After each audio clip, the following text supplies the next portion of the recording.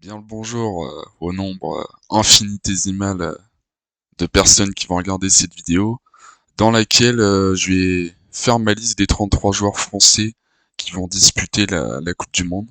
Donc là, on a à peu près les joueurs dans la hiérarchie du staff, donc poste par poste.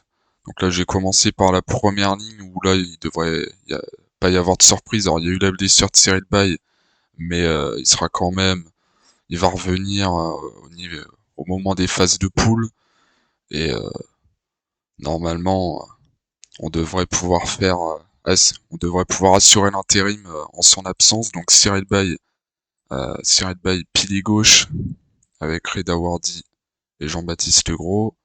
Au talon, là aussi, il n'y a pas trop de débat. On savait qu'il y aurait trois talonneurs. Ils savaient qu'ils allaient faire partie de la liste, sauf blessure. Donc, Julien Marchand. Alors, je vais mettre en première ligne aussi. Julien Marchand, Peato Movaca et Pierre Bourgarit pour pour les talons.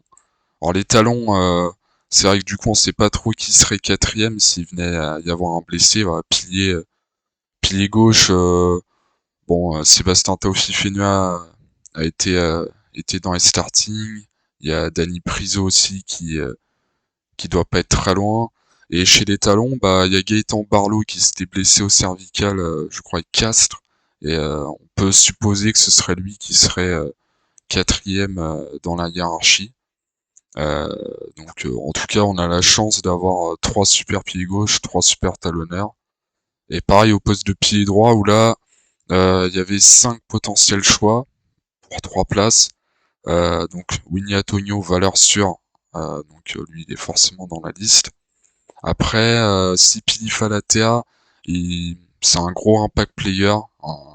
Même si en équipe de France, il n'a pas fait de gros ravages, il a un gros potentiel physique. Il a vraiment de grosses qualités offensives, mais c'est vrai qu'en mêlée, c'est pas l'assurance tout risque. Donc c'est pour ça que je prends Sipili Falatea, mais je prends aussi Dorian Deguerry, qui a aussi la particularité de pouvoir dépanner à gauche. Donc il s'est aussi entraîné à ce poste avec les Bleus là dernièrement avec la blessure de Cyril Bay. Et donc je pense que vu la qualité de tenue de mêlée qu'il peut avoir et même la complémentarité qu'il a avec Cyril Bay et Julien Marchand, pour moi il doit être dans la liste aux dépens de Demba Bamba. Bon, Thomas Laclaya, pour moi il y a vraiment très peu de chances qu'il soit dans la liste vu le très peu d'expérience qu'il a. Il a jamais joué en top 14, je crois. Ça manque d'expérience. Deuxième ligne, donc les numéros 4, Thibaut Flamand, hein, pour moi il doit être titulaire, même si Cameron Wauquiez a retrouvé un bon niveau avec le Racing, euh, plutôt avec l'équipe de France. Avec le Racing, il a eu une saison difficile, mais je trouve sur les matchs de préparation, il était plutôt intéressant. Thibaut Flamand, c'est à valeur sûre. Cameron Wauquiez aussi. Florian Verhaeghe, pour moi, il a un profil intéressant aussi. Il a joué à Toulouse. Là maintenant, il est à Montpellier. Il est excellent en touche, vraiment très très bon en touche. Ballon en main aussi, là, il est intéressant. Il a un peu la culture toulousaine, mais il est assez léger. Il est un peu comme Félix Lambé il y a 4 ans. Il lui manque peut-être quelques kilos. Et puis en termes d'expérience, il en a pas autant que Thibaut Flamand ou que Cameron Wauquiez. Donc pour moi, je le prends pas. Bon, Paul Villemc, Romain Taofifenua pour les numéros 5, euh, pour les pour les gros porteurs de balles, pour vraiment les poids lourds. Et je prendrais Bastien Chalureau, qui je pense que surtout que Romain Taofifenua et Paul Villemc sont souvent sujets à des petits pépins physiques. Et leur rôle, il est vraiment primordial en équipe de France. C'est vraiment des joueurs très très importants. Euh, donc Bastien Chalureau, qui est certes moins puissant, mais euh, qui est pas aussi bon qu'eux, mais il pourrait être important en cas de pépin physique. Euh, donc on passe au troisième ligne. Charles Olivon, valeur sûre. François Cros, euh, valeur sûre. Alors Anthony Jelonche, je le prendrai dans le groupe. Hein, il a pas encore fait son retour de blessure alors je vous parle. Il va peut-être revenir contre l'Australie si le match a lieu. Mais bon, ça, il devrait avoir lieu. Euh, Mais voilà, je pense qu'Anthony Gelonge, faut le prendre, il a l'expérience, il a déjà assez prouvé en bleu par le passé, il a l'air de bien revenir, donc voilà, en plus sur les matchs, bon, il jouera peut-être pas le match d'ouverture, mais après on affrontera l'Uruguay, la Namibie et l'Italie, donc il a le temps de revenir en forme et de postuler pour les phases finales, donc Anthony Gelonge.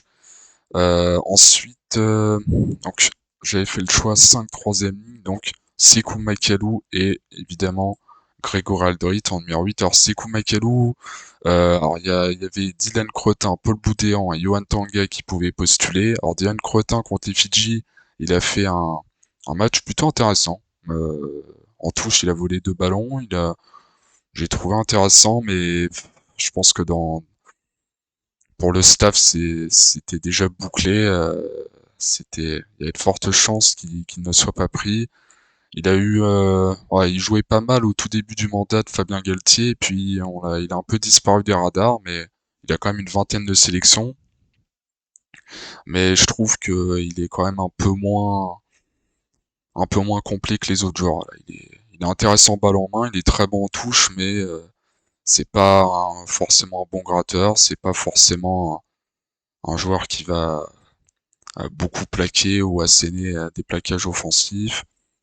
Voilà, je pense que ça fera quand même un très bon troisième ligne, mais euh, je, je préfère Sekou Makalou qui, ouais, avec le Stade français, il joue très très bien. Et en équipe de France, c'est assez compliqué. Il a du mal encore après, c'est le niveau international, hein, mais il a du mal même s'il fait quand même des choses intéressantes, hein, lors de ses entrées en jeu, voilà, c'est quelqu'un qui peut mettre une grosse pression défensive sur les coups d'envoi, sur les renvois, qui peut gratter les ballons, lui, qui a de grosses qualités physiques, hein, très athlétique, qui est polyvalent aussi, qui peut jouer numéro 6, numéro 7, numéro 8, qui peut même jouer ailier. Donc voilà, Sekou Makalou me paraît le meilleur choix. Alors il y a Paul Boudéan qui aurait pu y postuler, mais pour moi, voilà, c'était soit Paul Boudéan, soit Anthony Gelonche. Pour moi, c'est à peu près les mêmes profils, les deux joueurs là. Et vu que pour Anthony Gelonche, je laisse Paul Boudéan sur le côté, sachant que lui aussi, hein, il a très peu d'expérience au niveau international. Et sur les matchs de préparation, il a fait de bonnes choses, mais il m'a pas non plus semblé. Voilà, il a fait de bonnes choses, mais voilà, pas plus que ça. Et puis Yohan Tanga, Yohan Tanga, c'est un bon joueur, c'est un joueur intéressant.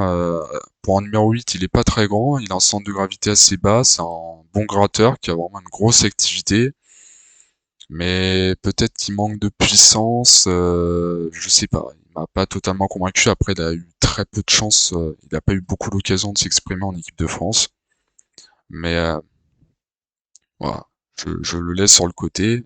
Il a la polyvalence pour lui, il peut jouer aussi flanqueur.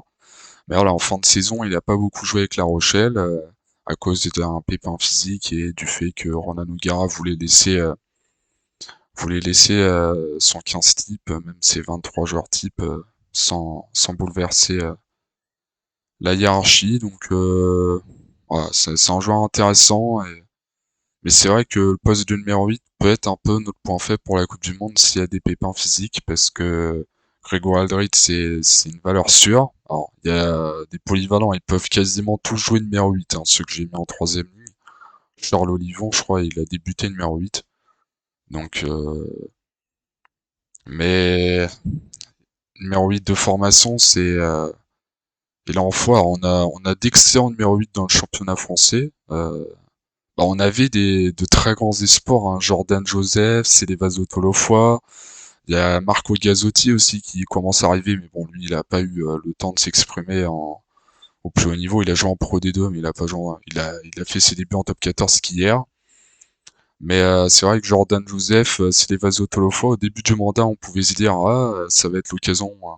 Ils vont peut-être faire la Coupe du Monde plus tard, mais parce qu'ils avaient vraiment de très gros potentiel, hein. Vraiment des joueurs offensivement très très forts, très bons gratteurs, avec une très très bonne dextérité balle en main. Ça aurait été vraiment intéressant d'avoir un Joseph ou un Tolofoa Prime avec Grégory Aldrit. Mais bon, ça fait 2-3 saisons où ils sont un peu en dedans, où ils ont du mal à... Ils sont pas titulaires. Alors, Jordan Joseph était titulaire à Pau. Il s'est relancé à Pau. Euh, mais Célevazio Tolofoa, avec les blessures, n'était pas titulaire ni remplaçant Stade Toulousain. Donc, même s'il a fait les phases finales avec Toulouse. Donc voilà. Demi-mêlée. Demi-mêlée, bon, Antoine Dupont, celui qui le laisse sur le côté, c'est qu'il a pas suivi l'actualité. Hein, il regarde pas le, il regarde plus le rugby depuis 10 ans. Euh, Ensuite, donc là, il y avait un choix à faire entre, voilà, il faut prendre 3 demi-mêlée. Il y en avait 4 sur la ligne de départ. J'ai fait le choix de prendre donc Maxime Lucu, euh, qui a un profil un peu plus gestionnaire, qui est aussi voilà, un joueur un profil différent de Serein de Couillou qui sont un peu plus offensifs. Et j'ai choisi de prendre Baptiste Serein euh, plutôt que Baptiste Couillou. Alors c'est un choix compliqué à faire. Hein.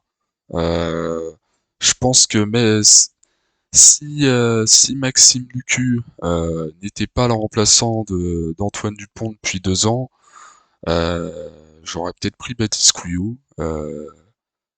Mais bon, là, Dupont-Lucu était partant certain, donc fallait faire un choix entre Couillou et Serein. J'ai choisi Serein parce que, alors, la polyvalence, je suis pas sûr qu'elle va être très utile, mais euh, je pense que c'est un joueur, son expérience peut nous être précieuse. Je l'ai toujours bien aimé en équipe de France. Baptiste Serein, il était pas mal critiqué, mais il faisait vraiment des matchs. Il m'a jamais vraiment déçu, Baptiste Serin. Donc, il a une très bonne technique individuelle, une très bonne vision du jeu. Bon, il a un côté un peu râleur, mais vraiment un excellent joueur. Un joueur offensivement aussi très intéressant. Baptiste Couillou, lui aussi, il est très bon offensivement. Hein, vraiment une grosse pointe de vitesse. C'est l'un des mêlées qui marque le plus d'essais. Hein, et il peut regarder les yeux dans les yeux Antoine Dupont. C'est le seul qui puisse faire ça. Mais voilà, en équipe de France, il a fait de belles choses. Hein. Il a mis un essai important lors de la tournée au Japon et tout, mais il a jamais non plus rayonné en équipe de France. Bon, il n'a pas eu non plus beaucoup d'occasions, hein, mais voilà, c'est assez compliqué. Et puis son jeu au pied n'est peut-être pas le meilleur. Je pense que Baptiste Serin, Maxime Lucu ont un meilleur jeu au pied que lui. Hein. Et la complémentarité aussi, parce que bon, Dupont, il a perdu Romain Tamac, donc il perd en complémentarité, mais Maxime Lucu, il connaît très bien Mathieu Jalibert parce que c'est son compère du club, et Baptiste Serin connaît aussi Mathieu Jalibert. Hein. Ils ont été coéquipiers pendant quelques saisons à Bordeaux, donc ça peut aider. Donc c'est pour ça que je prends ces 3 DNML là.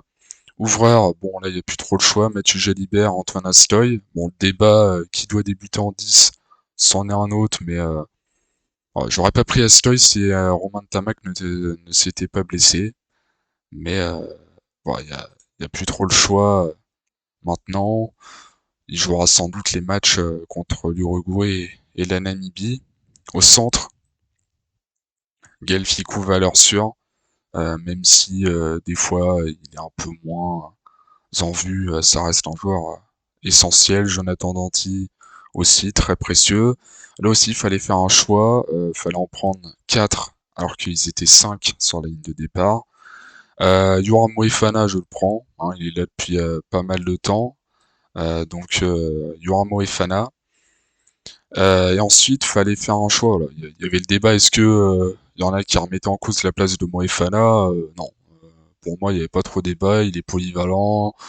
Euh, si Danty se blesse, c'est lui pour le remplacer. Donc même si c'est pas un gratteur comme Danty, ça reste un joueur important. Lors du tournoi, il n'a pas été très en vue non plus, mais il a gagné une expérience, il a du punch. Voilà. Pour moi, c'est Moefana. Et derrière, il fallait choisir entre Arthur Vincent et Emilien Gaëton. Donc là, j'ai choisi Arthur Vincent parce que ouais, Emilien Gaëton, il a du talent. Hein. Il a du talent, il y a rien à dire. Mais Voilà, Arthur Vincent, il a été blessé pendant 2 saisons, mais pour moi, il apporte plus de garantie qu'un Emilien Gaëton. Après, Emilien Gaëton, au final, il a joué qu'un seul match hein, en Écosse. Il a fait de belles choses. Mais déjà, j'ai été sceptique sur leur présence dans les 42 avec Louis Bielbiarré, dont je reparlerai tout à l'heure.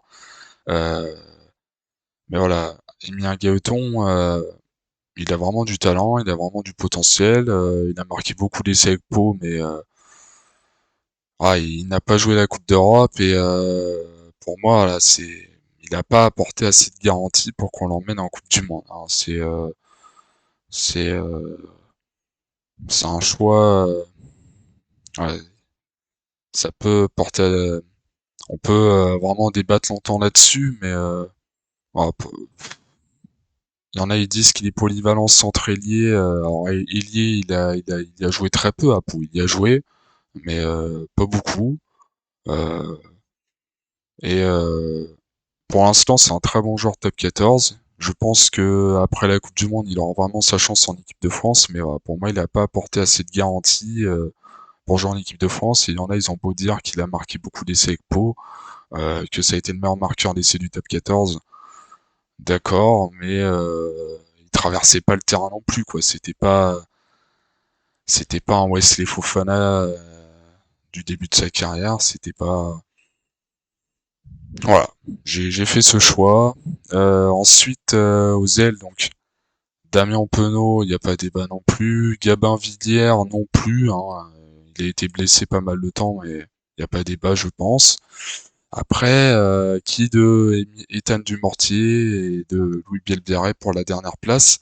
Bah là, j'ai fait un choix, vous auriez pu vous dire, bon, bah, il va prendre Ethan Dumortier, même si au final, Ethan Dumortier n'a que 5 sélections.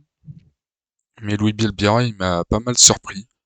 C'est vrai que moi, je suis amateur pas mal des ailiers vraiment offensifs, des ailiers capables de créer de l'incertitude. Je suis pas trop fan des ailiers classiques qui font bien leur job, mais je suis pas trop fan de ce genre de profil.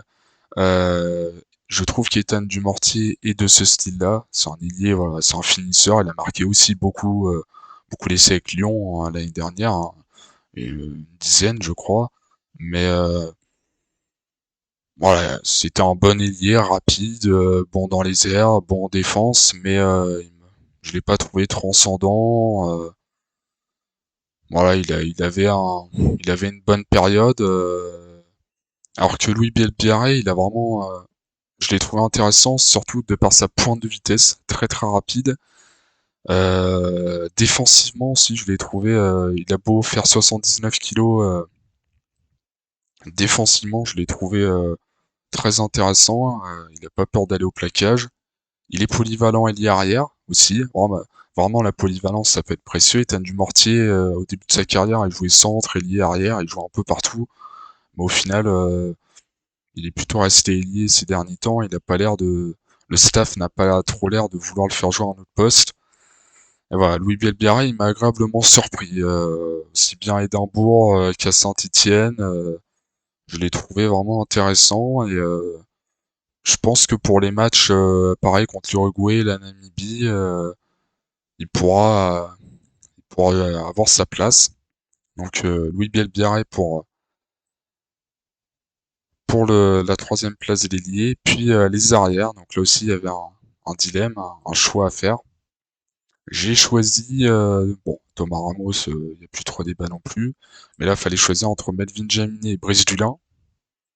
Voilà, fallait choisir entre les deux. J'apprécie beaucoup Brice Dulin. Vraiment, il est très bon dans les airs. Il a un pied gauche, je crois. Euh, il a vraiment un peu ce côté rassurant. Il est bon dans la relance. Mais bon, je lui en veux plus pour sa faute, sa grossière faute même contre l'Écosse lors du tournoi 2021 là. Je lui en veux plus trop pour ça.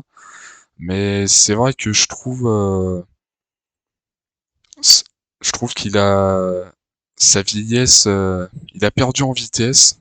Et hier soir, j'ai vu la performance contre les Fidji de Melvin Jaminet que j'ai trouvé déjà au but, il a été très bon, mais aussi J'ai trouvé beaucoup d'assurance en Melvin Jaminet. Brice Dulin en a aussi, mais j'ai l'impression que dans mon choix se tourne plus vers Melvin Jaminet. euh, Parce que voilà, il a ce côté tir au but et je trouve que niveau pointe de vitesse, parce que c'est quand même important, ouais, j'ai trouvé Brice Dulin très fort sur les bases, hein, mais je trouve qu'il manque un peu de vitesse pour un poste derrière et j'ai peur que ce soit un peu préjudiciable, même si c'est un très bon arrière, c'est un très très bon arrière. Mais voilà, mon choix se tourne un peu plus vers Melvin Jaminet, euh, qui a les tirs au but pour lui. Je pense que si on avait le si Brice Dulin avait ses jambes de 20 ans, là, j'aurais sans doute pris Brice Dulin. Mais voilà, c'est un choix, ça s'est joué c'est assez difficile, hein. Ça se trouve demain, je m'avis, je me dirais bon, faut prendre Dulin, mais non. Là, mon choix se tourne plus vers Melvin Jaminet. Voilà. Donc, Melvin Jaminet. Donc, ouais, j'ai laissé sur le côté tous ces joueurs-là. Si parmi ces joueurs-là, voilà, les choix les plus difficiles, c'est sans doute, je pense, de laisser sur le côté. Alors peut-être Demba Bamba, qui je l'apprécie beaucoup, même s'il a du déchet dans son jeu, même si en mêlée des fois elle est pas très souverain. Voilà, il a joué le premier match contre l'Écosse, il s'est blessé, il était fatigué physiquement comme tous les autres joueurs, donc pour moi il a pas eu. Je pense qu'il aurait mérité une autre chance de se montrer, notamment en étant sur le banc contre les Fidji. Bon, ça a été Thomas Laclaya, mais voilà, surtout que devant, Sipili Falatea n'est pas non plus l'assurance tout risque en mêlée. Donc c'est vrai que ça a été un choix assez compliqué à faire. Bah, pas tellement compliqué, mais ça, Demba Bamba aurait pu faire partie de cette liste. Sinon, Baptiste Couillou aussi, comme je l'ai dit, je pense que ça va être l'un des joueurs les plus déçus s'il n'est pas pris dans la liste. Et Brice Dulin. Voilà. Je pense que Demba Bamba, Baptiste Couillou et Brice Dulin sont les trois joueurs qui peuvent avoir le plus de déception, pardon, de ne pas être dans ma liste. Et s'ils ne le sont pas dans la liste de Fabien Galtier. Après, si je dois revenir à notre liste des 33, si cette liste venait à être celle de Fabien Galtier, euh, quels seraient selon moi les points forts et les points faibles? Bah, je vais surtout parler des points faibles, parce que les points forts, on les connaît. Ça fait 4 ans que ça tourne bien, qu'on vante la grande profondeur d'effectif du 15 de France. Les points faibles, bah du coup, la blessure de Cyril Bay, elle amoindrit un peu le poste de pied gauche, hein. C'était une de nos forces avec trois, je trouve, très bons pieds gauche. Euh, mais là, du coup, on se retrouve avec deux pieds gauche, donc ça amoindrit, même si Aldeguerri peut dépanner. Voilà, vraiment, pour aller loin dans une compète, pour faire mal, il faut vraiment avoir le plus de profondeur d'effectif possible. Donc là, la blessure de Cyril Bay, qui plus est le meilleur pilier gauche du monde, l'un des meilleurs en tout cas, c'est une grosse perte, hein. Bon, Talon, on est bien armé, hein, on est bien armé. Je parlais des numéros 8 où c'était dommage que Selevazo Tolofoa, Jordan Joseph, euh, pendant ces 4 ans, n'ait pas réussi à rejoindre ce groupe France, à performer en club. Bah, au talon, voilà, c'est un de mes joueurs préférés, et c'est dommage, mais voilà, il avait vraiment pas sa place pour être dans la liste contrairement à Marchand et Movaca et Bourgarit, c'est Kamisha, qui en 2019, on parlait de lui pour être le titulaire au talon en équipe de France, prendre la place de Guirado. Parce qu'il était vraiment monstrueux. Bon, il avait des... Et c'est aussi son point faible, et il l'a toujours pas gommé, c'est lancer en touche, il a vraiment encore du mal là-dessus, parce qu'il laisse énormément d'énergie sur le terrain, il perd en lucidité, mais vraiment très gros gratteur, lui aussi très très gros gratteur, a une puissance physique. Ouais, lui, ça pourrait vraiment être un talonneur sud-africain. On lui met le maillot sud-africain, il passerait pas, on croirait pas que il est français de base, il est vraiment monstrueux, mais voilà. Bourgarit, Movaka, Marchand, il n'y a pas débat, ils ont largement leur place devant lui. Voilà, Kamisha a l'air d'avoir bien joué contre Bordeaux hier, mais je pense qu'il est au-delà de la 5e place dans la hiérarchie des Français, mais c'est vrai que c'est un peu dommage pour lui parce que je pense que contre des équipes comme l'Afrique du Sud ou s'il y a de la casse, il peut être précieux. Mais bon, c'est comme ça. Deuxième ligne, j'ai parlé des répétitions de blessures pour Paul Villemc, Romain Taufi Fenua. C'est dommage qu'on n'ait pas eu Emmanuel Mafou. Je pense qu'il aurait été à cette place, à la place de Bastien Chalureau, parce que lui, il n'y a pas besoin qu'il joue 20 matchs en équipe de France, je pense, pour qu'il soit performant. Il était vraiment monstrueux avec Toulouse et il a joué des demi de Champions Cup, il a joué demi-finale de Top 14. Voilà, et puis athlétiquement, il était vraiment monstrueux, mais bon, de toute façon, World Rugby n'a pas accepté qu'il joue pour l'équipe de France avant novembre, je crois, et il était blessé, donc voilà, c'est comme ça. Numéro 8, j'ai parlé, hein, on va peut-être manquer un petit peu de profondeur au poste de numéro 8. J'espère qu'il n'y aura pas trop de casse.